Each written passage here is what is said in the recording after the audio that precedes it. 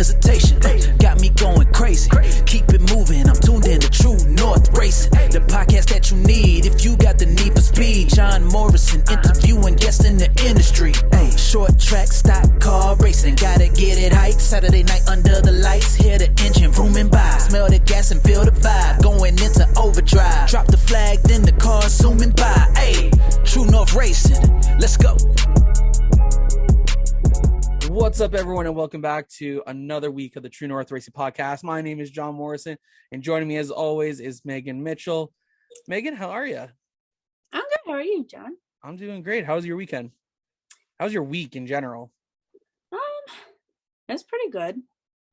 I worked all week. I'm on 9 to 5, so it's not my favorite shift, but Hey, nothing wrong with that. Yeah, exactly. So I mean, at least you got a song that works for it. Yeah. You got that Dolly Parton song, working 9 to 5. What a way to make a living. You just got to remember that and everything's going to be okay. Exactly. It's kind of what goes through my head when I'm like doing you hear whatever. That nail tapping and yeah, exactly. Yeah, I mean, I was all right. Worked all week and then was iffy. I was going to go to Flamboro. Didn't make it. You should have, because I'm going to be honest, we had our first, I'm going to say epic quiet track pick. Yeah. But I already know, because I already mentioned it to you earlier, that when we go to Austria again, we're going to get one afterwards. We're going to get a quiet track pick. And Jackson's got this thing of like, we're going to do a random quiet track pick every time we get. And last night we actually invited Caitlin and Dale out. And we got a couple cool shots. So those are going to be up on my personal Facebook here in the next little bit. But yeah. But you should have came out. You would have been a part of it. And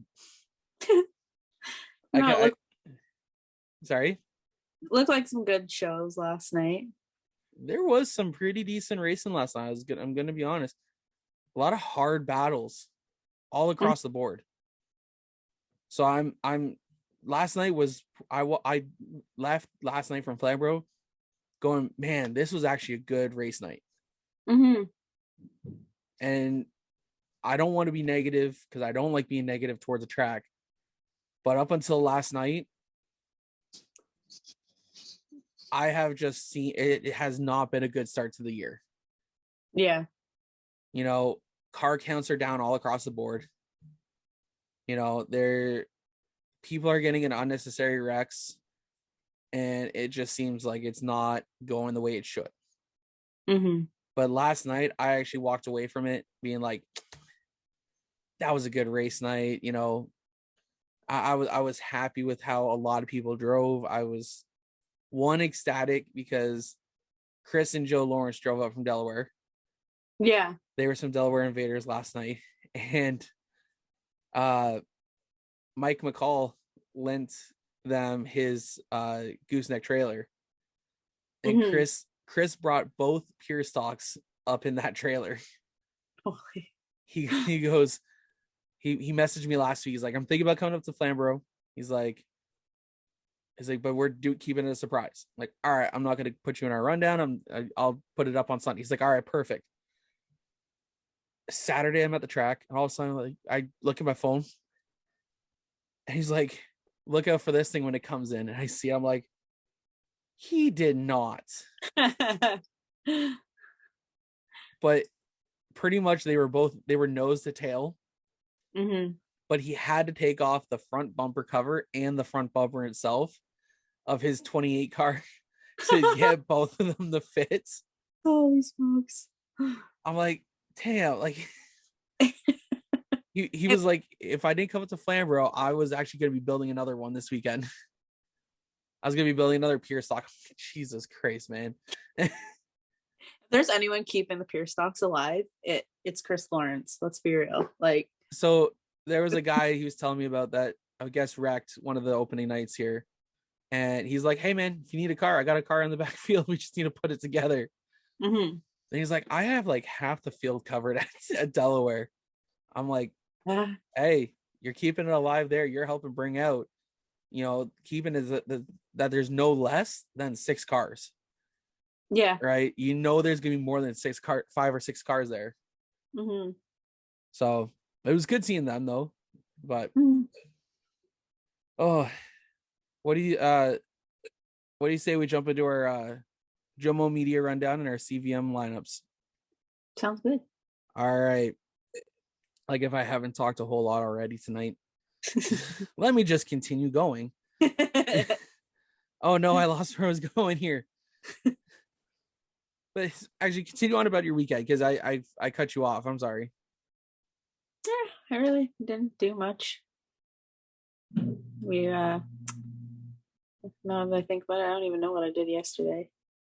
Oh, my mom had to work, so my dad and my sister and I just kind of were out and about and went out for ice cream and stuff. And we're sitting there, and actually, at one point, we finished our ice cream, and we're like, "You think we could make it to Flamboro for the features?" We obviously didn't make it, but yeah, it's still a good weekend. I mean, honestly, I'm trying to just enjoy being away because like last year was so much to be running for points, and I want to take advantage of the fact that I don't have to be there every weekend. So it's like it's nice to sit back and do something else. Yep. I'm still missing it. I mean, I've the past 3 weekends I've still had race monitor up watching everybody. I can't. Of course, you would have everyone check and still check up on everyone. Literally, of course you would. Got Kyle, Lucas, Scott Tonelli, and Caitlin all in my thing. So it pops up, tells me they're on the track. I open it, and I'm like, here we go. Like at one point, my dad and my sister and I were all surrounded at the table with my phone in the center, and we're just watching race monitor. Oh boy! Thoughts. Like you can't. Like if anyone's been on race monitor, you can't see the cars. You can't. There's no video to it. You just watch the names and like watch people go up and down and stuff. And we're sitting there, we're like, yeah, whoa, yeah, come on, Leo. Like it was just, oh my god, we're ridiculous. Honestly, last night there was, I watched the first pure stock race. It was pretty entertaining. Mm-hmm. Mini stock race. That was actually pretty entertaining overall. It led pretty good. CVMs. You missed a good one there, I think. Yeah. Both CVMs last night put on one great show. And I'll say this, I am super proud of our guest who's going to be coming on in just a little bit, Scott Tonelli. He actually ran in the top 4 and was in line with Mike Pod, Rodney Rutherford, Steve Murdoch, and they were a 4-car train. Mm-hmm. He's so really good. He did tell me he had TJ Marshall coming up. He did slow up a little bit to let him go by. He just pretty much let him have the bottom.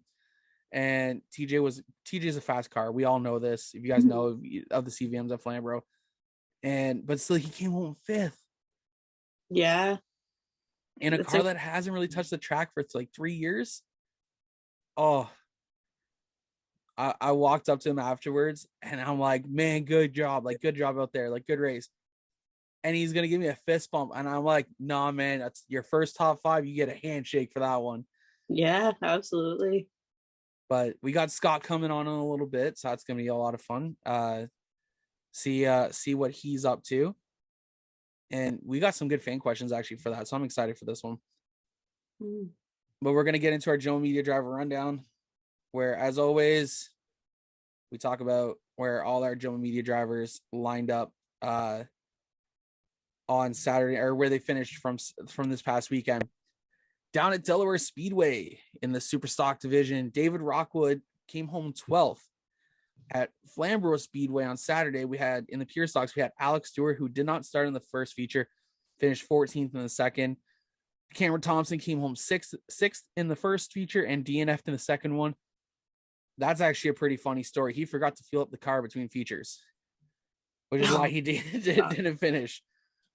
We had the 28X of Chris Lawrence, who was one of our, as we talked about just a little bit prior, is our Delaware Invader.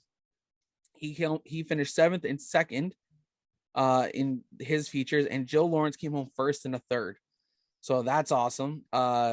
Mini stocks, Roland Goodfellow had a 9th, and he also did not start. Unfortunately, Kalen Wallace did not start the night. There was a distributor cap issue, and it sounds like some teeth ended up in the oil pan. So hopefully when it shut down during practice, it didn't hopefully grenade the motor or hurt the motor in any way, and they can just drain the oil and clean it out, and hopefully, fingers crossed, get it back out for June 11th.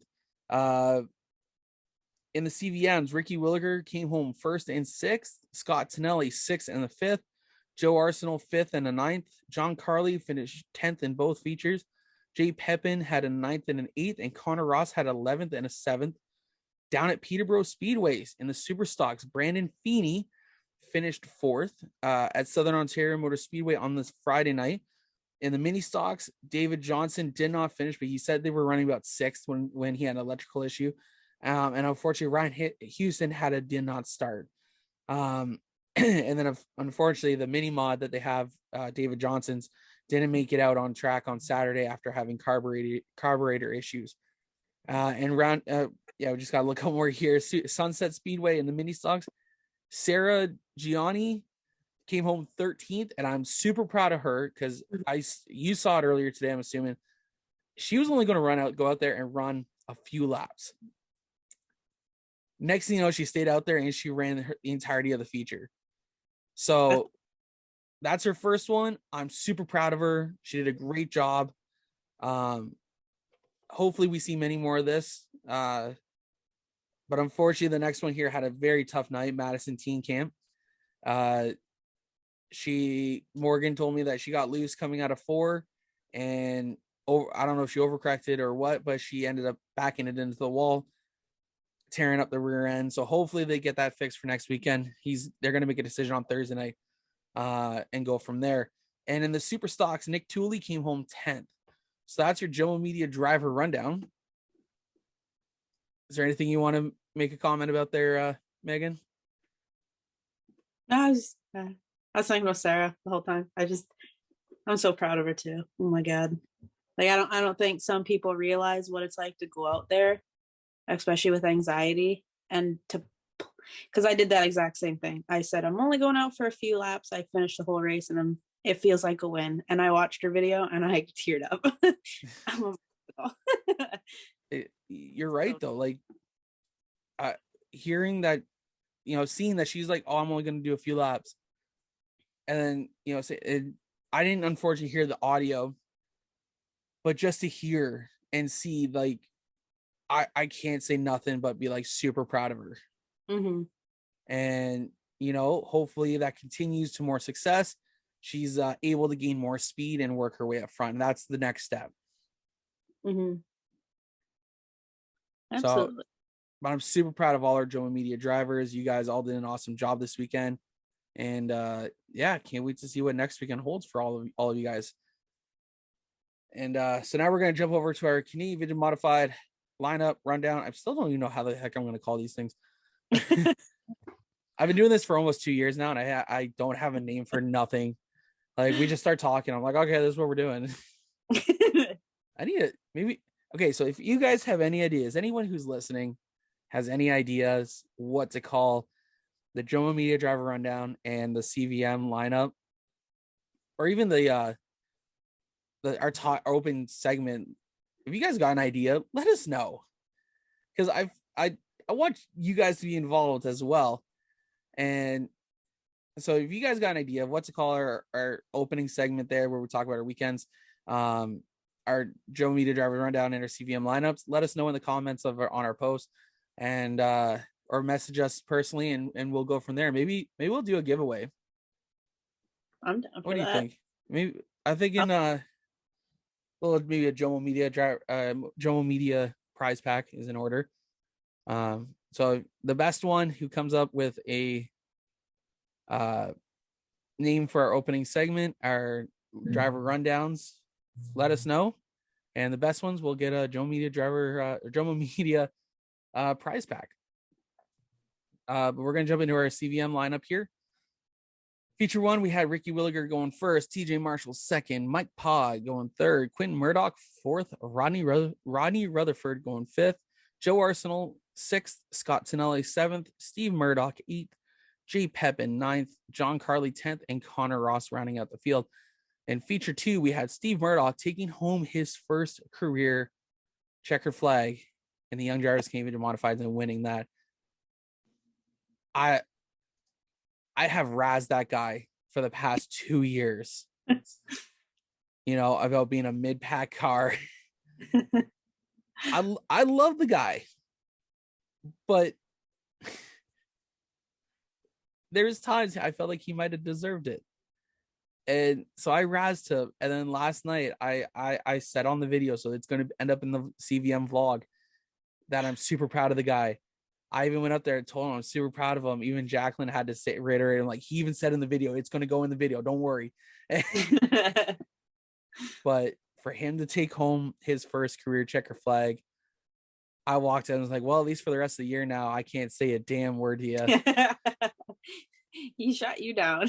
He shut me down, and I'm happy about that, though. Sometimes I love the guy. Just know when a driver is capable and deserving of a win like that, and it's nice to see it. 100%. And the one thing he had on me last night was actually a kind of funny story. I'm standing over in turn 4 in my filming spot, and it's like 5 laps to go, and his lead starts stretching on Rodney. And I'm looking at him like, this, no. And I look over at Jacqueline, because Jacqueline, where I stand, I'm about 6 feet or so from her, and she's standing 6 feet to my left. And next to you, I'm like following. I'm like, and next to you, and I'm like, no way. And I'm like 2 laps to go. I'm like, I can't even show my excitement for the guy because of having to hold the camera still and all this stuff. But I have to give him huge props. His son Quinn is an amazing driver. Steve, I'm super proud of the guy. The one thing that was kind of funny, though, he did come up to me. He looks, because he led green to checker. Mm-hmm. Even though we had an incident on lap 1, he came up to me. He goes, was that a legit win? Absolutely. Ooh. And I'm like, oh. And I'm like, I hate when a driver feels like that. We talked about that last year with your win. Mm-hmm. You still go out there and drive and you earn it. Doesn't matter if you came from 11th or you started front. You still had to stay up front for 20 or 25 laps. And it takes one slip up for that driver behind you to get around you. Like, absolutely. And I know I've seen Eric Stewart make that comment too about his win a few weeks ago. It's a win. It's an honest win. You worked for it. Like, absolutely. The best way I could tell you is what's his name? Vin Diesel in the first Fast and Furious movie. Doesn't matter if you win by an inch or a mile, a win is a win. And I told him, I'm like, dude, you kept Rodney Rutherford at bay. That's a hard one to do. Absolutely. Whether Mike Pod. Wow. And TJ Marshall finished 4th. And in the final 5 laps, Steve was easing that gap wider. So I told him, you had Ronnie breathing down your throat, Mike Pod and TJ Marshall all ready to jump. Mm-hmm. But you didn't hesitate this time. And I've seen him hesitate a ton of times. But this time he didn't. He didn't slip up. So yes, it is still a legit win. Doesn't matter. Mm-hmm. But any driver, if you go out there and you get your first career win and you led all 20 laps, congratulations. If you led the last lap on a pass, congratulations. If you won by a freaking inch, congratulations. A win is a win. Doesn't matter if it's a weather related. Doesn't matter if it's, maybe the guy behind you is a win is still a win. And hopefully that a lot of guys take that into consideration. Mm-hmm. But he kept some of the best names behind him for 25 laps. That's hard to do. I can't say nothing. I can't razz him anymore, so I don't know what the hell I'm gonna say to him. But now I guess I could say, I'm like, oh, you need to back up that win. Like, it's like, now you got your first one. I need to go back it up. So now you got to catch up to Quentin. Yeah, I don't think he's catching up to Quentin this year. But as I said, we're gonna finish with the rundown here, and then we're gonna get our guest in. Ronnie Rutherford came home second, Mike Pod third, TJ Marshall fourth, Scott Tonelli finished fifth, Ricky Williger finished sixth, Connor Ross seventh, Jay Pepin eighth, Joe Arsenal ninth, John Carley 10th, and Quinn Murdoch rounding out our field. Unfortunately, Quinn had an issue on lap one, and and unfortunately ended his night, and he ended up breaking a brake line. That's what it was. Did Jay Pepin do double duty? Because I saw that the pro challengers were there. No, actually, no? Tyler DiVincenzo. Oh, okay. Yeah. So, but if you saw the late model field last night, you'd almost think there's a big race next weekend. Yeah. Scott Steckley was there. Kyle Steckley was there. J.R. Fitzpatrick, Josh Stoddy, Dale Shaw. Oh, who else? Let's see. I'm just Billy Schwarzenberg, Blair Wickett. All those guys were there. So, but yeah, that was you almost think there was a big money race next weekend. But yeah, what do you say we bring in our guest? Sounds good to me. All right, let's get Scott Tonelli here in on the True North Racing Podcast. All right, guys, this week on the True North Racing Podcast, we have driver of the number 14 Canadian Vintage Modified, Scott Tonelli. Scott, how are you doing? I'm wonderful. How are you guys doing? Pretty good. I'm doing really well. Appreciate you having me on. Anytime, man. Yeah. So I guess we'll start it off by, I don't know. Scott, how did you get started in racing? Which form? If you want to talk circle track, it would have started for me as a fan. My dad brought my brother and I back in the day. So these boys I race with now, I guess, and ladies last year. I watched a lot of them as a fan growing up, and I just found my way back to the track. But I've always been a bit of a gearhead. I did a lot of drag racing, motocross, and my love was always, short track oval. And I don't know why I waited so long. I guess I'm not the brightest, but now I'm finally here, and I'm loving it. All right. I mean, I guess we'll start with the pure stocks, because why not? How'd you get your start in the pure stocks? True story. Well, I'm at my trailer right now. Friends and neighbors of mine, their kids raced, and it was one of those things. They saw my video drag racing, and the dad told the one son, he's like, "You got to put Scott in your car." And I kind of got the bug. I'm like, "What do you mean put me in your car?" It's like, we got a car. We're looking for a driver. I'm like, well, I'm in.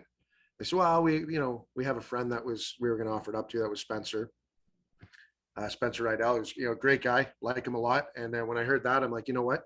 I can't do that to Spencer. I said, tell you what, if Spencer can't make it, call me. And if anyone who knows me, that took about 4 minutes for me to go, I'm never going to get a ride in this car. I got to build my own. So my buddy Shane and I at work, we found a car and put it together, and decided we're going to come out and campaign our own car last year. Right on.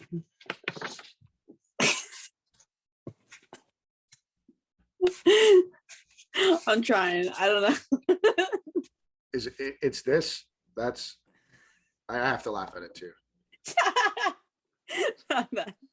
All right. Well, I guess, what was your favorite memory for the pure stocks, or your best accomplishments? Because I mean, I know last year you were really successful, like right off the bat, pretty much. You know what? I can't say I was just successful off the bat. For those who saw my first race, I was dead sideways in front of Megan in the first corner. There's some learning curves. What's my favorite memory? It's hard to say. I had lots, most of my favorite memories were in the pits. Being a new guy, being in a no, there's a lot of friendly people, but you got to go out there and find them. And Meg, your team, the MCR, your dad, you and your brother. So I pitted beside you guys, and I was struggling. I was struggling to find setup. I was struggling, and I'm just asking questions. Nobody wants to give up their secrets, but I mean, your dad was one of the first ones that said, "Try this," and I was like, "Thank you." That, in all honesty, that started my success. I was all over the place. The car was the car. There's a lot of tips and tricks to this stuff, and I was thankful for that. And then near the end, you guys and Kyle, Team Sneaker and Dale Lucas, meeting you guys, meeting Jonathan, so kind of expanding my circle at the track. That's my favorite memory of last year. Where I placed, where that didn't matter. It was the relationships and the friendships we made. I mean, that's my favorite part of last year. So. I agree with that. I think that's the most important part of racing, to be honest. Absolutely. But you're in the Canadian vintage modifieds now. Why don't you tell them how that came about? Well, so I had some ups and downs in the pure stocks. I'd like to say I like to be a gentleman racer. I have my instances on track. I collided with some. I got in their way, and I mean, you want to call them rookie mistakes. That's fine. I critique myself pretty heavily.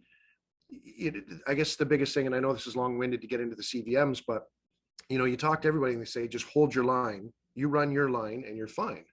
And I found, I run my line, and then, guys want to punch me in the face at the end of the night. I'm like, but I ran my line. But they're like, but your line's wrong. So I found in the pure stock, they weren't very forgiving in some of that. So a couple on-track instances, I started looking at some other classes, and I was looking at for more of the club atmosphere. So I looked at the Pro Challenge and I looked at the Vintage Modified. So the funny part of this was I literally just Googled Canadian Vintage Modified. I've always liked them as a fan, and I wanted to know what body style I liked. You see the 3-window forward, like the wagons or and I Googled, and the first and only picture I took was the car that I own right now. I saw the colors. I'm like, that's the car I want, whatever that is. And I screenshotted it. About a month later, it came across my Facebook for sale. I'm like, oh my God, that's that car. Like, that's so cool. So I saw the price tag and stuff, and I debated it. And then, a couple weeks, to me, time doesn't matter, but it was a couple weeks or a month later, they dropped it in price, and I really considered it. I'm like, you know what? I really want to get into this club. And then I Googled, and no disrespect, we're friends now, but the family who owned it was one of the cars I had an on-track incident with. So me being the guy, I'm like, you know what? I can't contact these people. I'm not going to buy it. But then they raffled it. I'm like, man. So I asked my buddy, Shane McKenna, and I said, Shane, can you just buy some tickets in your name for me? I said, I just don't, I'm not ready to talk to them yet. I don't even know who they are. I haven't even got a chance to talk to them about the on-track incident. So long story short, we buy some tickets. And I was driving home from Georgetown, and I looked at my watch. I'm like, oh, it's 2:45. I'm like, oh, they'll be doing the draw. So I was with the wife, and she says, you want to pull over? I'm like, nah, it's not like I'm gonna win anyway. I'll just check it when I get home. So I get back to the house, and I'm taking the groceries out of the car. I'm like, oh, let's check. It must be over. And I'm flipping through, and I see the post that Kieran Shane McKenna had won something. And I go running into the house like an absolute child, and I'm hopping like I'm riding a fake horse. But then I had that like, oh, wait a minute, there was second and third place. So then like my high dropped. I'm like, oh no, okay, maybe I won the cash. And I looked, and it was like, oh my God, I won the car. I won the car. And I'm talking to the walls. I'm talking to the cat. I was dancing with the dog. I'm running around my dining room table, and I'm trying to get Shane on the phone. He's not answering, and I'm literally talking to the air. I'm like, I won the car. I won the car. Oh my God, I won the car. So that went on for about an hour. And I think, Meg, you guys were on one of the calls. I was calling everybody. Like, oh my God, like, surreal dream come true moment. To this day, the only car I screenshotted from the Vintage Modifieds was that car. I'm not one of those guys say it was meant to be, but I don't know. I mean, it's too ironic. Yeah, you call it whatever you want. So a class that I've always been a fan of, always wanted to, but never thought I was there yet to mix it up with those guys. I figured I needed to cut my teeth in some class. I was expecting maybe 5 years from now to do something like that, but here we are. And yeah, that's awesome. I mean, I do remember that, and you telling us that you won it, and I'm like, no, you didn't. It says this guy won. Yeah. We went through the whole story, and I'm like, wow, like that's my buddy Shane. crazy. So Yeah, it was a cool story. I love that story because you told me that as well, and you messaged me a little while after the draw. I was like, hey, like my buddy won it, but like it was me who actually won. I'm like, no, like no. Is that no? Like, oh no. I was like, damn. It was more like it was more like, damn it. Now I got to pro with you next year in the club. Like, so that was my worry, right? Everybody saw my pure stock debut, so it was like, oh man. You know, if I can touch upon that's kind of my humbleness of in this class is you know, don't judge me by that. I do believe I'm good out there. I'm respectful to people's equipment. I don't be tearing stuff up. That's not my style. I think I'm good in the pits. I try to get along with everyone, but yeah, everybody's asking Shane. They're like, "Hey, welcome to the club. Are you going to be running the car next year? What are you doing?" So he'd be writing me like every 2 minutes, going, "They're trying to find out who I am. You know, what do I tell them?" I'm like, you just wait till I get the car in my driveway. Once I have it home, and but true story. Michael Kenny, who owned the car before, he wrote me and said, congratulations on the win and stuff. And that kind of started our conversation. Like I said, we talked about the on-track incident. I showed them the footage. I mean, we've squashed all that. They're good. I would talk to them at the track every weekend now. So, I mean, that's all behind us, and they've been nothing but supportive moving forward. So, yeah, you got to deal with me now, Jonathan. Actually, you're one of the guys that, you know, I definitely love in the club because all winter, this guy right here has been on my ass for content. Scott, if you got yourself a DVD player, I got a ton of videos for you. Okay. I'm holding you to that one. I don't even have a computer anymore that has a freaking CD player. So now I got a bunch of discs. I have VHSs. I haven't touched a VHS in 15 years. I don't have that. I do have a PlayStation. If you're playing a PlayStation, I'm in. I got a PlayStation too. I may watch some of these videos myself, but I'm hoping to get these all somehow filed up and put them up on our YouTube page. So hopefully that keeps you occupied for an entire winter, because that probably not. You'll watch them all in a day, and I'm like, I don't know what to do for you. Like, I just, you know, it's for those of you out there, whoever's listening, I bug Jonathan because he does a lot of great videos and he takes these on-car and in-car videos, and I watch them all. And I've told the guys in the club, like, I'm listening to your engine. I'm listening to your braking point. I'm watching where you're turning in and where your line is. And as much as I'm a rookie, I take this very seriously. I love this stuff.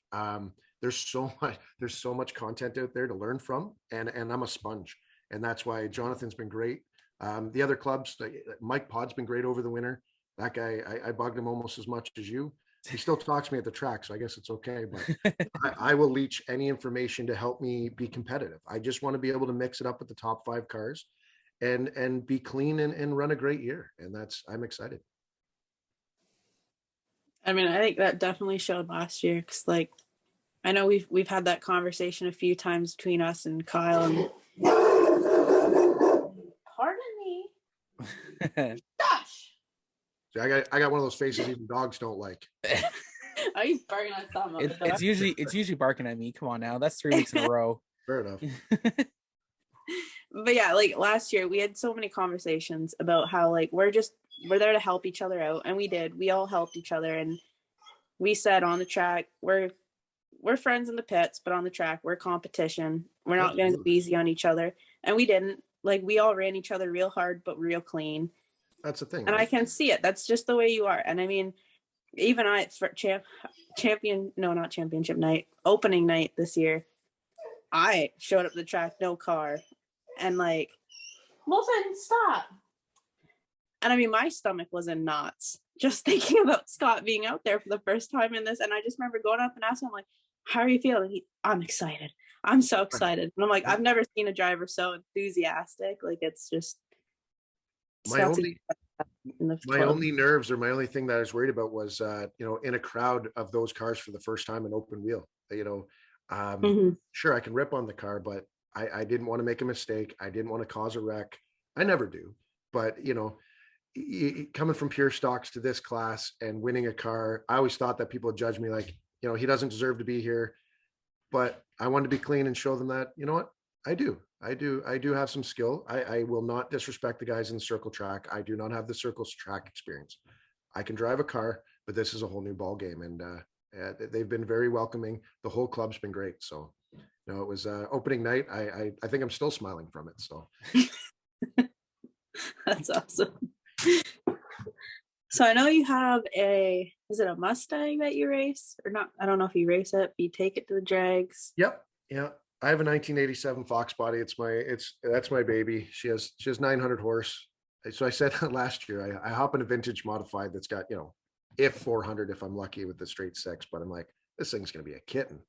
The one in the garage is a beast. I get into the first corner and I almost need another pair of shorts, but I instantly came home that night and I wrote the club. And I'm like, you guys are heroes. Like, you guys are absolute. From the stands, it does not look like we're doing much. And you get behind the windshield of one of these things, you're like, oh my God. And I'm addicted to that. I love that feeling. I love that rush. And I fell in love with the thing from, the minute I fired it up, and I was excited to hit this year. And I got it in the last year of last season. So November 2nd, I think it was, I drove that car once, and I bugged Jonathan for a whole winter going, feed me. I need something to do. But no, it's been great. I've watched everything of Pedal Power 51. I don't even know who you are, but I've watched every one of your videos. I like them all. Like I said, Jonathan, anything he's posted, I've watched them all, and I believe I've learned and been better because of it. So I'm fortunate. I feel like the reason the videos get so many high views is because you do watch them like 2 or 3 times through. That could be true. I don't know. Listen, you do great work, John. I love what you do. I love you talk with the club. Coming from the pure stocks, you show up in the pits and you got nobody talking. I didn't even know where to go. You just kind of pull in a pit and go, okay, roll off the trailer and race.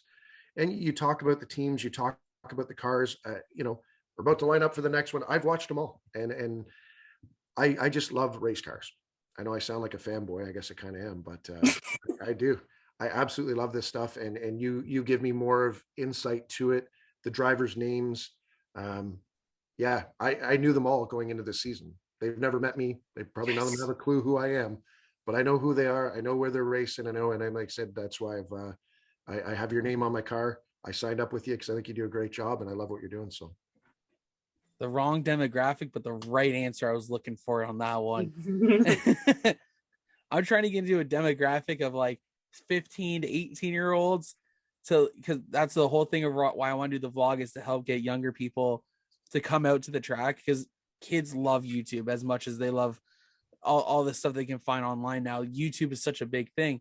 And I'm thinking if one kid can stumble across our video and then stumble across our Facebook page, Instagram or Twitter, and they see the club, and then they come out and hopefully they come out, and it's to help draw. You're the wrong demographic is the reason, but you got yourself a car. But look, I'm the wrong one for a lot of things.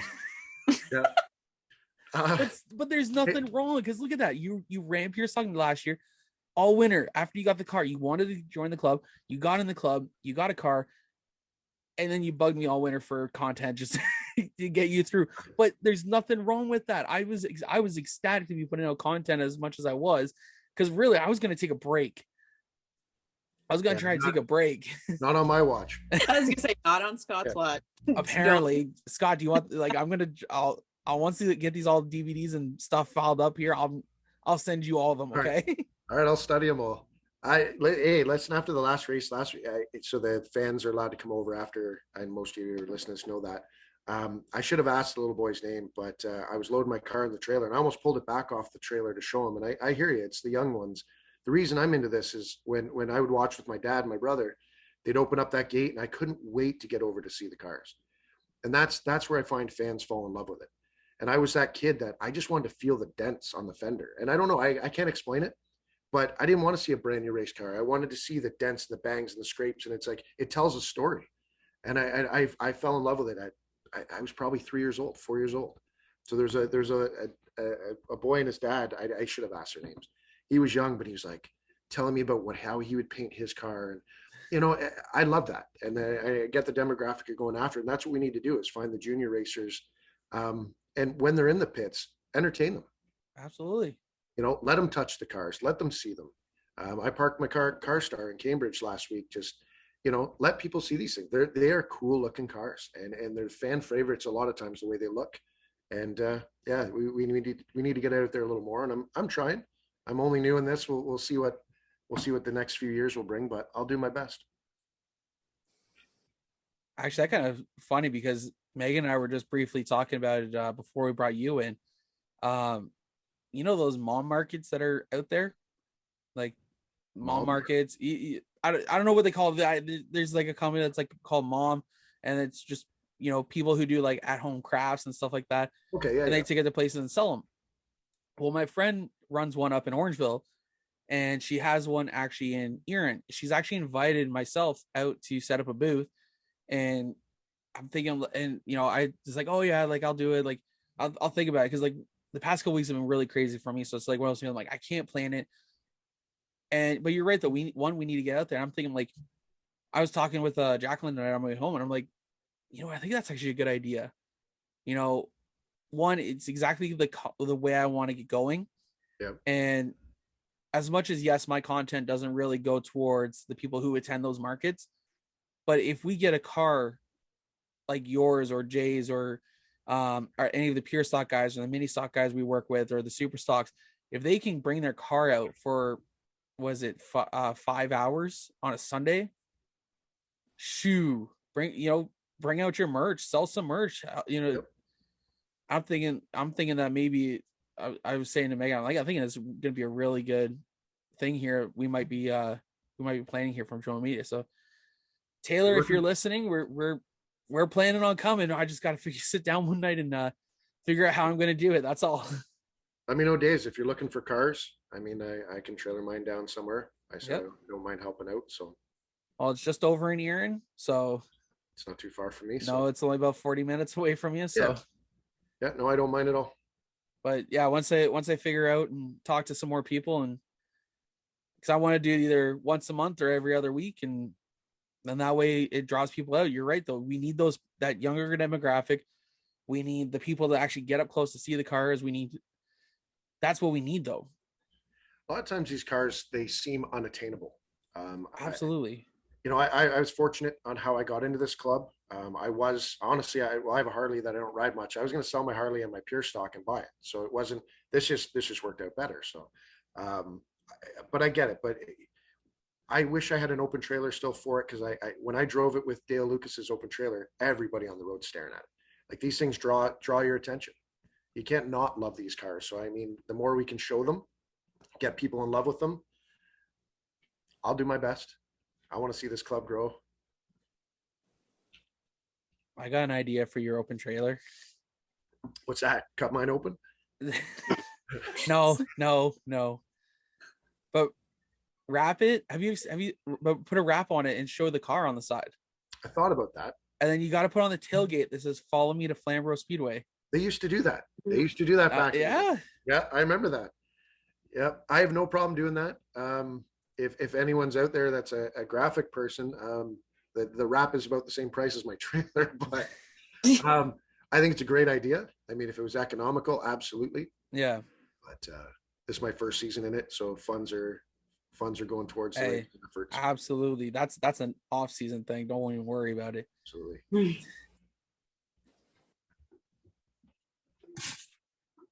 What do you got next for me, Meg? I've been preparing all day. I was going to ask you about your merch. Give you that opportunity. I don't know if you're still taking orders for that. I can absolutely talk about it. I'm going to probably butcher Shelby's last name because, anyway, long story short, I don't make a dime off merch. I'll be honest with you. I'm kind of one of those guys that I'm so new in it. I didn't think anybody in the world would want my merch other than maybe my family or whatever. And I didn't do it for a revenue generating stream.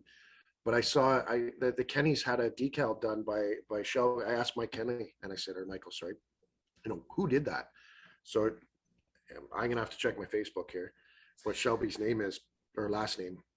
But she does an absolute incredible drawing or rendering of my car, and I'm like, I fell in love with it. So I was just trying to get the drawing, and she goes, "Do you need some shirts and hats and like you do that stuff?" So I am putting together an order. Like I said, I honestly, it's the dead cost of it. Maybe one day, maybe if I can make a name for myself, or be one of the TJ Marshalls or Pod, or I could go. You want me to list all top 15 of the guys in the club, and then if I could be one of them, maybe I'd consider. But I did it for dead cost. Seeing my name on someone's shirt in the pits is unreal. Like I said, as a fan, as a kid growing up, and then seeing my name out there, it's like, wow, this is something special, and I love it. And I don't do it for the money. I do it for the love. So, but yeah, Shelby, sorry, Shelby, I wasn't prepared for this. If you're listening, I got to look it up, but Shelby's done a lot for me. I've asked her a billion questions like I did with Jonathan, but anybody who wants a shirt, hat, beer cozy, sweater, I'm making some. The logo looks great. PM me. I'll absolutely show you what it looks like, and I can show you her price list. Like I said, I don't make a dime. So you want to support the club and support my name, I don't need to make money from that. Absolutely. I know I already put my order in. I appreciate that. I was going to say both of us have orders in already. So both yes, yeah. Wait. Even fellow competitor, even last year. I mean, Megan was wearing my shirt last year, and that's kind of surreal as a racer. And that's what I do it for, is the race atmosphere. The Saturday nights at the track, I absolutely love it. I just sit there. I talk a lot, but at the track, except after the race, but I'm in my zone. I love it. Actually, going to go back to the merch real quick. Yeah, I need to talk to you after there, Scott, because I need to make another slight order to that. Come on now. Because I think I need to add to my collection of hats here. I like it. And I think a nice Scott Tonelli one would look good up there. It would, actually. It would. So you can count me in on a hat. That's for damn sure. It looked better on your head than mine. You're not wrong. Maybe that's what I might do. I'm honest, man. I like wearing hats. Does she make stickers too? Yeah. So I asked. I didn't ask what color, size. Like I said, Michael Kenny had one on the back of his truck, and I saw it one day. I'm like, where did you get that? So when we kind of became friends there, and I asked him, he said Shelby. And, because she was it the Kennys have the holographic style one, or the yeah, it looked really good. So I can't even take credit for the idea. I just saw it and I'm like, that is fantastic. So I just asked her if she could switch my number and invert the car the other way, just so it was slightly different. But yeah, no, she did an incredible job with that. I saw that sticker once. I'm like, I'm in love with that design. So I felt bad. Megan's sister Rachel's making my hero cards, and she was making one for me, and I honestly I don't think I totally gave her a chance to finish it, because once I saw Shelby, I'm like, oh man, I can't get two people to do it to compete. So I mean, Rachel's been really good. Hero cards are coming soon. You should see Rachel's design on that. They're great. Now I need to see one soon. When is the night? Is that the 25th? I think it's either the 11th or the 25th. I would have to ask you guys. I just drive. I'm your typical man. I don't know. I just shut up and drive. Okay, you guys continue talking. I'm gonna look it up here. All right. I think it's later in June, but So John Carley from Georgetown Printing is making them. Megan's sister Rachel did a great job of the design. I just kind of gave some ideas and let her go with it, and it looks really good. I'm excited to see it. I can't wait for fan night. Like I said, the kids that come out, I'm looking forward to the kids come over. I don't care if they're cheering for my car or all of them. As long as you're there showing up, that's all that matters to me. But they want to come over and talk about the car, sit in it, touch it. That's, like I said, when I was a kid, that's what meant something to me, and that's why I'm there at the track now. But come on down, check it out, and get yourself a card. And by the way, to everyone that's listening, Meet the Drivers Night at Flamboro Speedway is Saturday, June 25th. And it's going to be featuring pro late models, Canadian modifieds, super stocks, mini stocks, and pure stocks. Pit gates open at 4, fitting gates open at 5, and racing gets underway at 6:30. Wow, just the Flamboro Speedway. Call me up if you need an adder. Just gonna put there you go, right? I got a face for radio. Let's do this. Well, I know what night I'll be there. Scott, you don't. I'm like, that's my line. So if you have a face for radio, what the heck do I have? The face for a helmet. You know what? I do look better behind a helmet. I will admit that. Yep. Yeah. That's a true story. Mom, if you're listening, I don't believe you, mother. Thank you for the kind comments. Oh boy. Oh my God. Anyone who's met me, you know what? I like to bring a bit of humor into everything I do. If we can't laugh at ourselves, who can we laugh at? So Absolutely. I mean, I thought that all last year, all this year, we need more drivers like Scott, because I mean, he's one of the only drivers that my team had last year to rely on to be buddies with in the pits, and just have fun, laugh about it, and that's what what the sport needs. That's what I lack in talent, I try to make up in humor. So, so honorable mention or Mr. Congeniality. I don't know what I'm going for. If there's a trophy for that, I would try and go for it. But no, listen, I love it. Like I said, Meg, your team last year was a big part of getting to where I was. I finished 4th in the pure stock, 2nd for rookie of the year. It had its challenges. Don't get me wrong. Mm-hmm. I don't know. There was probably 51 times I had tough times on the track. And you know what? Here we are. Absolutely. And I mean, it's like that in every division. There's always going to be So far, the CVMs, if I can talk about, those guys have been great. Yeah. And I know there's no ladies. I'm sure Casey Stoner, I believe, is the only. Amanda Stoner. Sorry, my bad. I know the names. I know the cars. I just haven't got to meet them. They haven't come out this year. But when I say the guys are racing, I know there's ladies that race in this class too. But unreal, welcoming, help. I can't say enough about them. There hasn't been anybody in the club that has tried to trip me up, spin me out, do anything ill towards me other than welcome me with open arms. And the club atmosphere is unreal. I absolutely love this class. I came home last night and my friends are out at a fire here. I'm at my trailer, but how was the race? I'm like, it was wicked. Loved it. So they were here, last year after the pure stock, and there was a lot of times I come home and just kind of disheveled and frustrated because I just want to race. I just want to meet people, race. Yes, we're competitive, but I'm not. I had some bad incidents, but I didn't try to wreck anybody. But like I said, the modifieds right now, nobody wants to spin you. Nobody wants to hit you. I'm loving TJ Marshall right now. That guy's unreal. He gave me my first shove last week, and he came into the pits after, and he's like, "Hold your line." I'm like, "Okay, thank you."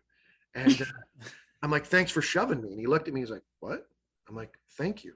And he goes, "Why are you thanking me?" Like, I need to know what this stuff feels like. I need to hear this, right? It's one thing for these veterans to know all this stuff and see a rookie come out there and make a mistake or what they perceive as a mistake, where to me, it's not a mistake. I'm just driving. I'm told to drive my line. And he comes up, he shoves you out of the way, and I learn from that. And I love that. I put a bumper cam last weekend. I got thanks to Jonathan, I got my part numbers for my GoPro mounts. But no, and listen, that's racing. And I want to know the true form of racing, what I should be doing, what I shouldn't be doing. And if these veterans don't share that information, I mean, it's a dying art. And I'm fortunate, yeah. Randy Marshall and Jim Swears have been great too. So I love parking beside those guys. He tells me the straight goods, and that's what more guys need to do. Some of you veterans, you guys are incredible, and guys like me could absolutely learn from you in Jonathan's videos. So here we are.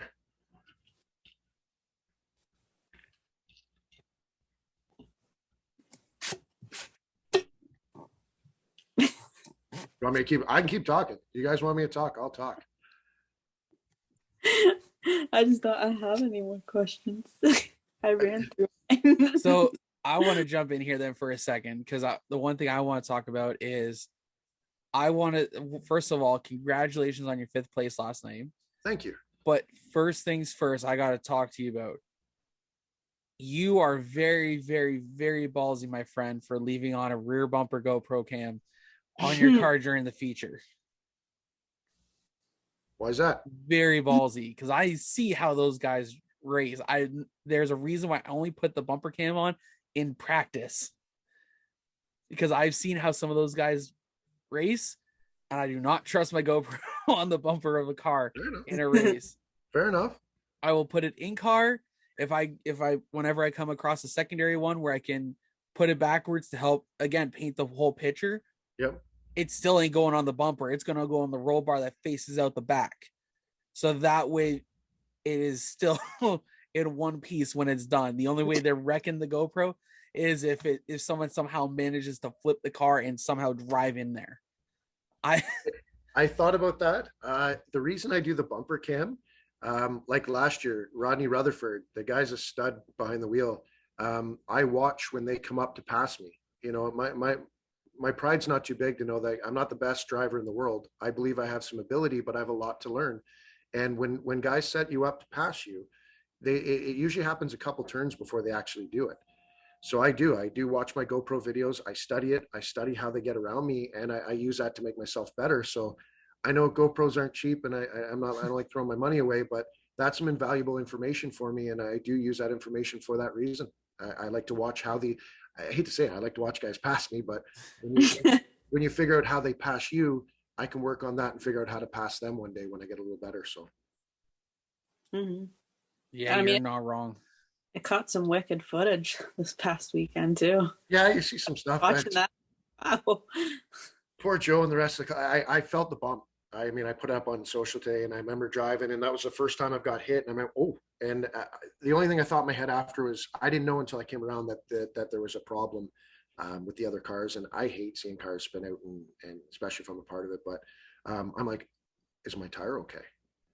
I'm like, I couldn't tell when we were under the yellow. So we went green, and I put my foot to the floor, and like, it's either going to make it or it's not. So full send, and we'll see how we go. But yeah, no, I was glad to see most of them. I think it was only Quentin, if I'm correct. Quinn was the only one that pulled off. He had a broken brake line. Yeah.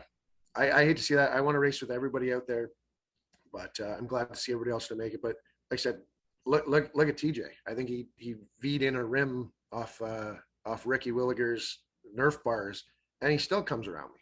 Like that guy's a stud. If anyone's ever seen TJ race, that guy is just, he puts in the effort and the time to perfect his craft. Like, he's not going to go into something and half-ass it. He's going to understand everything. And I think, because I know he has an Oscar modified ready to go. Yeah. And I think he's still laying down laps. So that way, when he goes out there to go race with those boys as well, he is going to be ultra competitive. He's a tactician. Oh, yeah. He absolutely studies it. Part of the reason I park beside certain guys, and not to discredit other people I'm not parking beside. Yeah, that's not what I'm doing, but you watch them in the pits, and you watch them. Some of the guys, like even me, I come out, I check my tire pressures, put fuel in it, and go, oh, ready for the next one. He's taking stuff apart. He's measuring stuff. He's adjusting. Like he's running laps I would dream to run, and those aren't good enough for him. And I love that. I love that drive and that ability, and just watching him and watching it. You don't know everything they do, but watching it is infectious. So yeah, I like watching them. You can definitely learn a lot that way.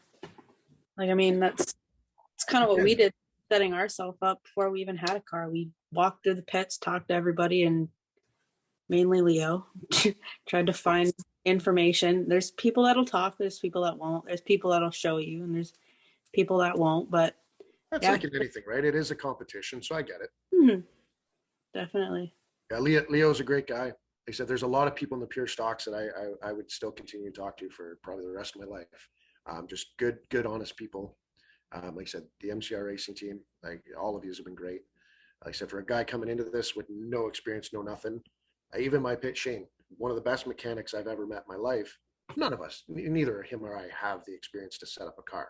So we went in there blind and just, wing it. But if it wasn't for teams like your guys, I would have struggled a lot more. So. I mean, I was gonna ask, what did you prefer, the pure stocks or the CVM? So I think it's quite obvious that the hands down, it's a CVM. I want to try them all. I watched late models last night, and you look at J.R. Fitzpatrick, like Steckley, like, oh my God, I'm still a fan. I sat in the stands last night and I watched these guys, and I'm still in awe. I'm absolutely a race fan. There's other names out there, but I would love to pilot any one of those cars out there, and unfortunately, I don't have the background. I don't have the experience to tell a team like that. Like if I was to get behind the wheel, this is what the car needs. I almost need somebody that has that experience to go, what's the car doing? I can tell you it's loose in, loose off, but then I need somebody that knows what to adjust to correct that. And that's experience that you can't buy. So I'm still at that stage. I'm fortunate for the Marshalls and Jim Swears Jim built the car, which is a very cool story. And to bring this full circle and to bring it back to his the place where it was born, and to have Swears beside me to see the car doing what I'm doing in it right now, and I'm feeding off that energy, and it's driving me to be better. So, but I just need, like I said, I need guys like that know what they're doing with the car. I can turn the wheel and I can push the gas pedal, but I need somebody with that experience to get me to that next level. Definitely, yeah. I want to take a quick second here. I want to jump in for 1 second, because as soon as you said it, it clicked in my mind. All I'm thinking is Days of Thunder. You need your hairy hide to your cold trickle. Absolutely. I reference that all the time. Man, that's one of my favorite movies of all time. Mine too. My son and I sit and watch it, and we send each other clips from that movie. And listen, that's absolutely me. I know enough to kind of get me by, but I definitely don't. I definitely don't have that experience. But I talk to Randy Marshall a lot, and I tell him what it's doing in gym, and they give me little, they give me ideas of what I need to adjust, but I do not possess that, and I'm humble to those who help, and I'm absolutely in awe for those guys that just, like TJ Marshall, like, they come off the track, he feels it behind the wheel, and he makes an adjustment. I'm like, that is incredible to me. That's a skill. And like I said, that's not something you buy. That's years and years and years of bending up cars and learning the hard way. And for me to think that I have access to some of that information with such little time there, I'm absolutely humble. It's definitely a good club. Like, I mean, the more and more I see you post about it and go out there, I'm like, dang, that would be real cool. I feel like I know a couple of cars for sale there, Megan. There you go. I know a few cars for sale. I like seeing these cars out there. I want to race against them all. There's a ton of great cars that are just sitting. Chad T's got a couple of them across in the stateside that are not too badly priced on the American dollar. Like, they're still probably about $5,000 Canadian or so. So I mean, that's not bad, because like some people charge that for a pure stock nowadays. Right. So I would be okay with paying that for a vintage modified. I think the closest one that's to race ready, he's wanting $7,500 for if he hasn't already sold it. So that's probably about $10,000 Canadian. But still, like, the one that needs a little bit of loving, $5,000. The other one that I think everything's there. It just needs to be put together. The excitement factor, that's cheap. Oh yeah. Yeah. These things are a blast. I mean, I like watching when I'm not at the track, I'm watching Race Monitor, and that first night I'm sitting there looking at the times, and I'm like, yeah, Dad, do you see how fast these guys are going? Like, oh my God, like that would be an adrenaline rush. Like, just wow. I can only imagine. Last fall when I got this car, I was excited to dip into the 17s. I was low 18s, high 17s. We get to the track this year. I mean, every time you get a 10th or 2/10, it feels that much more. Like, these things are an absolute blast. I still have a ways to go. I hit a 16.7 I got to get down to the 5s and 4s like these other guys. But I mean, like I said, that's experience. I'll get there. I'll get there one day with help. You know, Randy Marshall and the boys, Jim Swears and TJ. I will get there, but it's going to take me some time. But I study everything. I like my learning curve to be short, but to expect to go out there and rub elbows with some of these guys in the front of the pack, you know, right off the hop, you know, humble yourself. There's some phenoms out there. You know, look at Quentin last year. That kid's right. He's fast. He is fast. And there's some practices I have people tell me, why'd you pull over? Why'd you let them pass? I'm like, I want to follow them. And I can't. I still can't. You know, so stay humble. But Meg, if you can get yourself one of these cars, do it. I absolutely recommend it. Yeah, it's an experience. But it's definitely more and more tempting. It's something I've thought about in the past. And now it's getting more serious. Come on. Something like, yeah.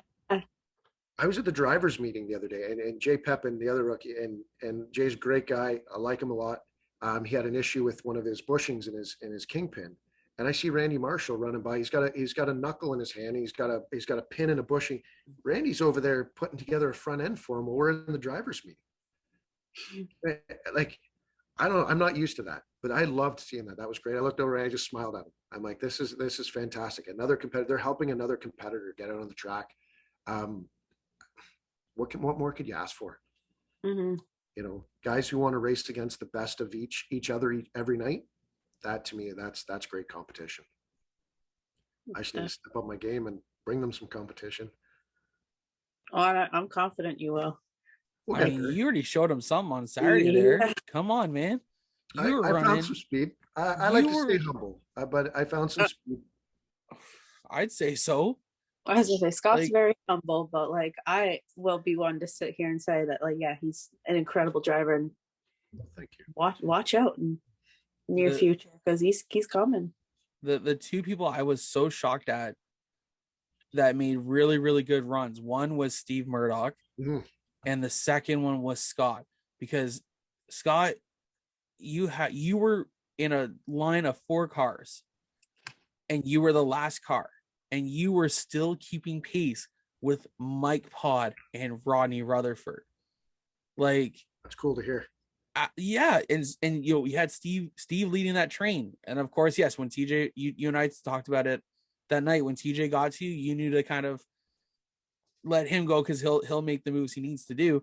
But still, you were in that line for 10 to 15 laps, holding your own. Just. I'm standing there. I'm like, man, if TJ doesn't catch him, I'm going to be jumping. Watching Steve finish, you know, win was a huge thing. That was cool. Of course, you running the best race this year. Like, and we're only 3 races in. We're only 3 nights in, and we got a week off. I can't wait to see what happens in our stretch of 4 here, or 4 races we got coming up here. That was my 5th time behind the wheel in this car. So not to put that out there, but you know, hey. I like to show growth every week. Give me 5 more times behind the wheel. We'll see what happens. So I'm afraid now. No, it's not. Listen, if it wasn't for the help of the other teams, it's not. You know, you can have all the ability in the world if you don't have a car that can't turn left. I mean, you'd struggle. But the team have been really good. Like the club, have been really good at assisting me to get there, and I'm fortunate of their help. Because this would have taken me years to get to this point. So no, we're down, like I said, we're down to the 16.7s. I gotta drop a couple more tenths. I think I just need to grow a pair and throw it a little harder in the corner. And that was the biggest thing. Like I don't have the speed of the V8s or the grunt. I watched it last week. I got to start on the pole beside Steve, who ran a great race. I was happy to see him do that. But I mean, him and Mike Pod freight trained me going into the first corner. I'm like, okay, all right, I got to carry more speed, and I just got to forget the brake pedals there and just trust the car is going to do what it's going to do. And if it wasn't for Shane McKenna, my buddy, and like I said, TJ, Randy, and Jim Swears to kind of give me that confidence that the car will do what it needs to do going to the corner. You know, I'm just Cole Trickle, man. Shut up and, you know, go high in turn 4. It will hold, you know. So yeah, if it wasn't for those guys kind of help me with the confidence of that.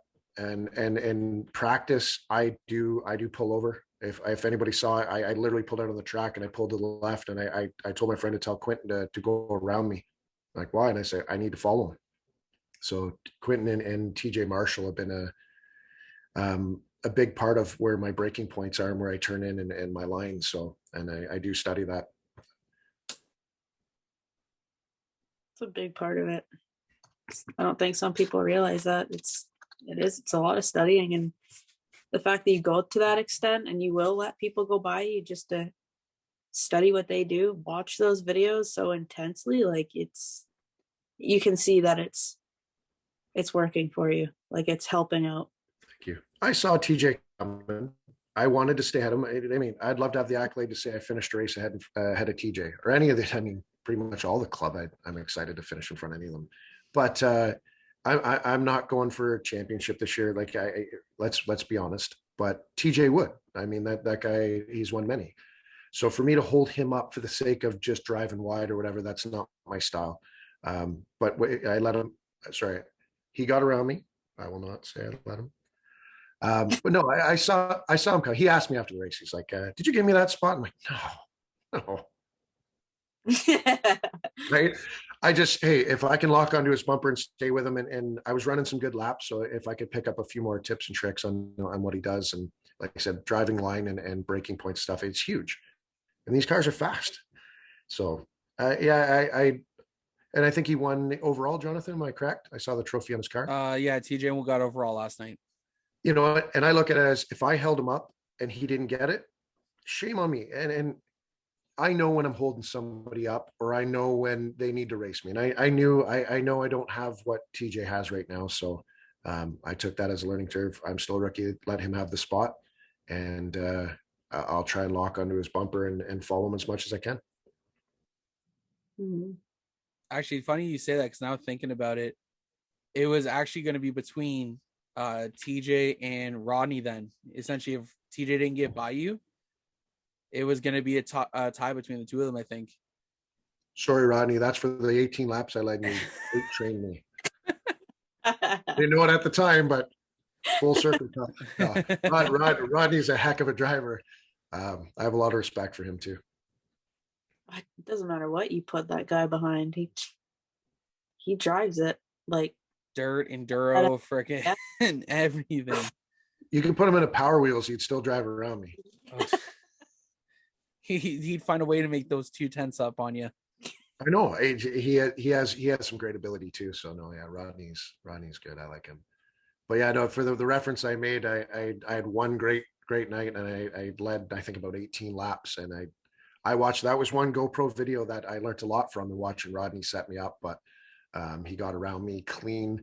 I've never been door to door with Rodney where I ever felt concerned that he was there, and he passed me clean, and then I pulled about 3 cars on me in about a lap. So I mean, that guy's an animal behind the wheel. Mm-hmm. Yeah. So TJ and his team, they said a little bit strategic. If they're listening, you know, I would require some more of their help this year to get me that next level. I'm fortunate of it. And like I said, for me to hold them up for championship points for the sake of just having that one accolade, say I beat TJ once, it's not a win to me if I hold somebody up. I want to win fair and square. So yeah, I saw him coming. Sorry, Ricky, I saw you coming too, but I'm like, I'm going to hold this one. I like both those guys. Mm-hmm. I saw both of them in my mirror, but Ricky won the first feature. Like, you know, I'm going to hold my line and see what happens. So, but Ricky came up on me a few times. I was fortunate to stay ahead of him and finish a 5th. So that was my goal for this season. If I could ever hit a top 5, I think I did well. So, I mean, we're 3 races in. We'll see what the rest of the year brings. Definitely. I think it's got a lot to hold, if I'm being honest. I'm not being biased or anything, but like, I just, you know, it's there. Next goal is top 3. I never pick timelines on when to do it. I just pick a goal, and when I hit it, I move on to the next one. So my next goal is to hit a top 3 so I can get one of Jonathan's posts with my car there, you know, as one of the top 3 cars. And then eventually, you know, I wouldn't mind Jonathan putting a trophy on the top of my car and asking me, you know, how's it feel to be overall winner? And that's down the road, however long that takes. But I'm going to keep pushing until I get there. I think that'll be more sooner than later. I'm thinking the same thing after the performance we saw on Saturday there. So who knows? Maybe one. You never know. Hey, we still have 11 races for this year. There's no telling what could happen. Nope. No, I'm excited. I'm excited. I keep pushing. So. All right. What do you guys say we wrap this up with our fan question period? I'm good with that. I'm just shocked you say fans. I'm like, as far as people know who I am. Well, that's the name of the segment. And of course, it's just a lot of it's just random drivers. We just had random people like put in something like, why? Like there's so many times I'm just looking at something like, why is this even in here?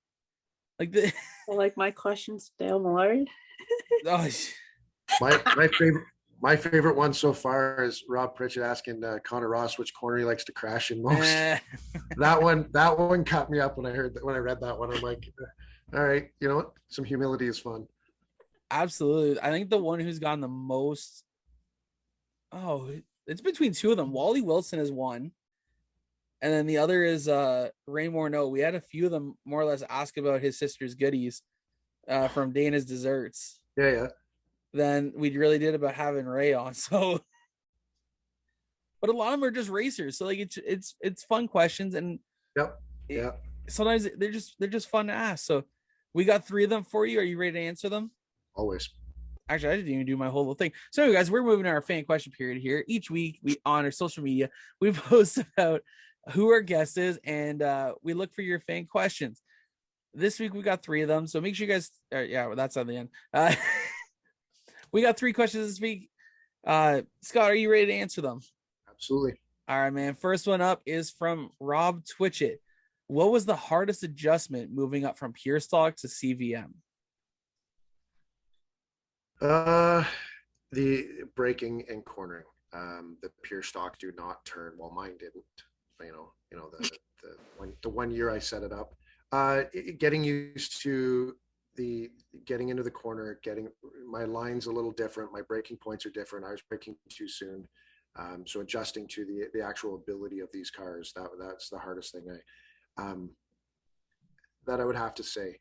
If it wasn't for the rest of the club, I'm sure I'm still be struggling with it. But these things are, if you only went from pures, like my lineage, pure stock to CVMs, you're coming towards that wall pretty darn quick, and it's getting quicker, and you're like, your natural reaction is, I need to brake and turn now. But the racer in you goes, I gotta keep my foot on that gas. So that's the hardest thing I had to wrap my head around. I kind of started figuring out last night in the 5th. I said, following some of these guys, I'm like, oh my God, they hold the gas to this point. This is nuts. But then when you do it a couple of times, you're like, all right, it's not so bad.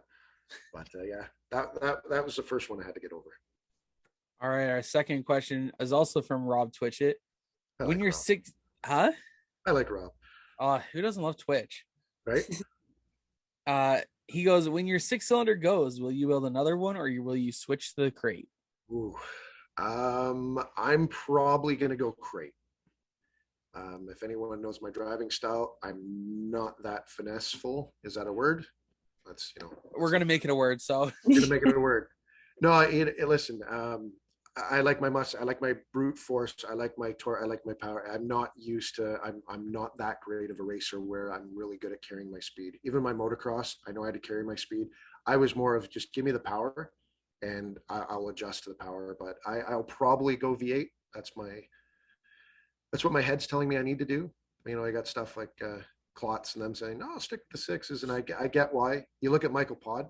Oh my God, like that guy's got that thing wound out. He's and I love the sound of the 6s, but my heart has always been V8 rear wheel drive.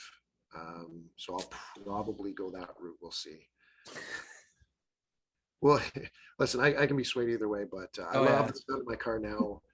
I wish I had a bit more grunt, but then I'm sure engine builders are looking on. I wish you could drive better too. So there's both sides of that one. But if you had to ask me right now, if I had to flip a coin and money was no option, I'd probably go with the 8. That's understandable.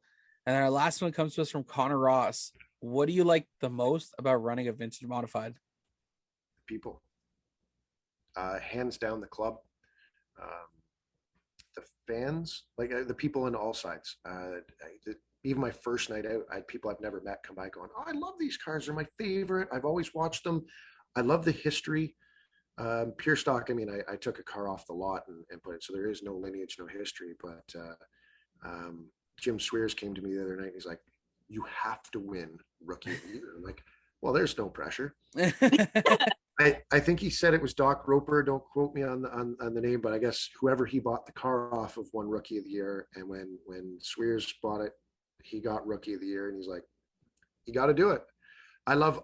Mike Pod gave me some pictures back in the late '70s, early '80s of this car, and I love But everybody who comes up and talks and looks at it, like I said, if I park the car somewhere, they're talking to me about it. So you kind of feel like a little bit of a celebrity having one of these cars, even though I'm not. But the cars speak for themselves, and I would love if anybody. I know there's probably no way, but imagine getting the VIN of that car and going through the DMV and finding out the history. Like, my car's a 1933. Think of how many stories that car could tell. The pure stocks couldn't do that. But these things, I mean, it's cool. I would love to hear who owned it. And I've done a lot of that. Mike Pods has helped. But yeah, the people is what I love the most, talking about it, looking at it, the kids that come around. I had one or two talk about my pure stock, but this thing, it's almost like every night somebody comes down. So I love that part of it. I got one question, my infamous question, because I like to know this. Is there a reason, or like I don't know, I guess a reason for the number 14? Like, is there a story behind it or a reason why you chose it? Kind of. So my dad, so it was a hockey number back in the day. So my brother and I were pretty close in age. My second cousin was John Tonelli. He played for the Islanders. And every other year, I was not allowed to have 27 because my brother was bigger than me, and he was bigger, so he got it. But I just went with my dad's number in hockey, so it was kind of a family number growing up. When Hotmail came out, Tonelli 14, like, I mean, I used 14 on everything. So 14's been when I couldn't be John Tonelli, because, I was going to follow his footsteps at, 5'3" and 100 pounds. But no, there's no great, other than it was just my hockey number growing up. It's always been my backup number. Then I gave up probably when I was about 10 to 12 years old. I'm like, my brother can just have it. I'll just stay with 14. And then I just stuck with it. And it's just a number I like. I thought I was going to lose it to Jared Morphy. I know he was a 14 a little while ago. So when I asked John Carley if I could have it, he had to go double check with someone. I'm like, I can't race in a class where I can't be 14. So, but no, it worked out well. I like the number, and I appreciate that question. But yeah, 14's it's been my number my whole life. Nice. I always like hearing that, because I know a lot of people have different reasonings and stories behind why they chose certain numbers. Some of them are just more like, roll the dice, and Well, let me throw it back. I think 73 was your dad's number, if I know correctly. But where did Dad get it from? Ken Reimer. There you go. Yeah. So that goes way back too. So I mean, it's like I knew the whole story behind my number and why I refused to use any other number, and I'm like, I'm sure other people have a reasoning too. So I like asking the question. We all have our reasons, right? Mm-hmm. Absolutely. Well, Scott, it's been fun chatting with you for the last little bit here. We're gonna definitely have to bring you back on, because I feel like we missed a whole lot. But we're gonna have to get you back on to talk to you about your earlier days, your motorcycle, your dirt biking, and of course your drag racing stuff with your car. We got to talk more about that next time. But we're for sure gonna bring you back on. That we missed a whole lot, but we talked about so much, and I'm glad we missed a lot of it. So that way we have a reason to bring you back on. So who knows? Maybe next time he'll have that win under his belt, and we can talk about that. Like, exactly. Working on it. I'm working on it. You never know. All right, Scott. You guys having me. This has been fun. Thank you so much, man. Well, you have yourself a good night. All right. Thank you too. Have a great night, guys. Bye now. All right, bye. Yeah. All right, guys. That was the driver of the number 14 Young Drivers Canadian Modified. That was Scott Tonelli. We want to thank Scott for jumping on with us, as we do all our guests each and every week. Megan, what did you think of that? That was awesome. I mean,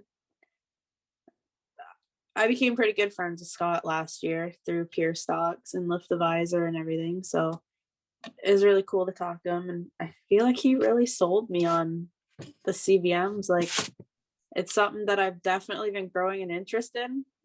And I haven't? Like, am I just chopped liver now? Like, what? You definitely have. But, like, I feel like that was, like, the cherry on top. I was like, oh. Okay, I see how it is. I see how it is. Yeah, but I would give Pure Stock for that. First of all, I want to say how proud I am of you.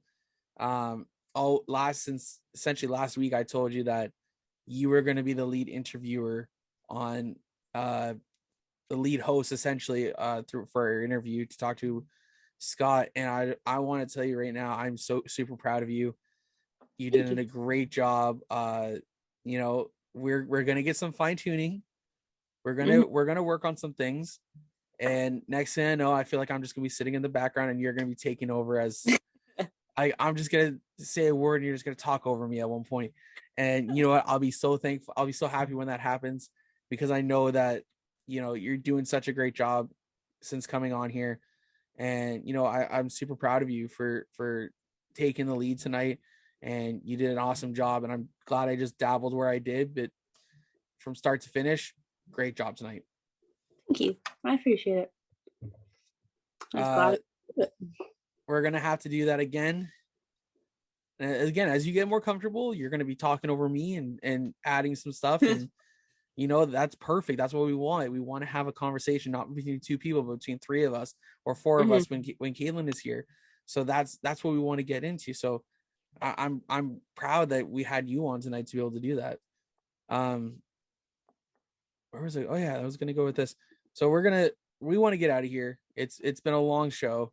We've been on air we've been recording for 2 hours now, or we've been on Zoom here for 2 hours.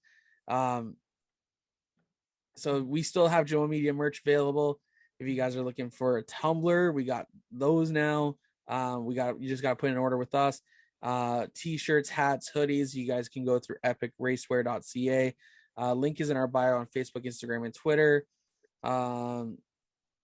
Megan, are you excited for next weekend? First of all, like this, the fourth and is it the fourth? The third and fourth.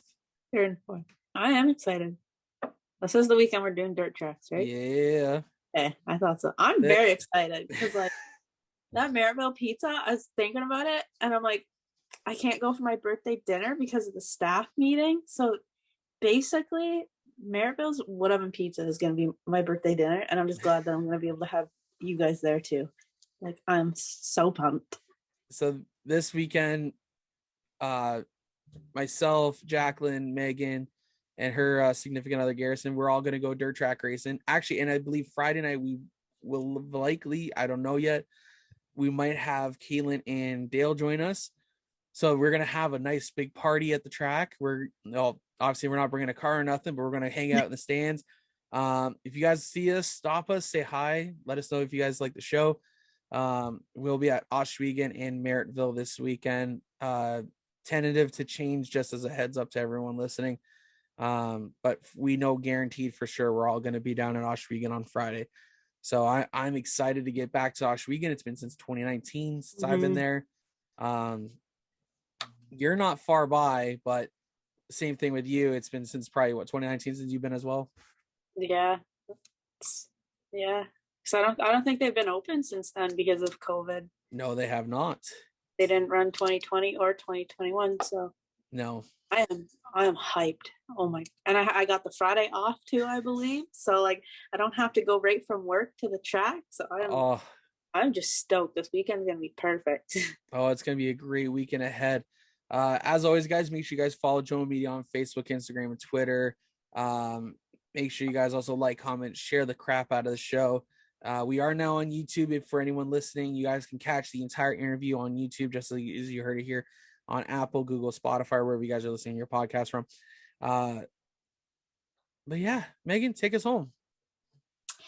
This has been the True North Racing podcast with young drivers, Canadian vintage modified drivers, Scott Tonelli I am Megan Mitchell and the host, John Morrison.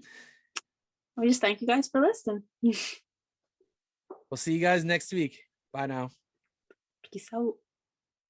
True North Racing. Let's go.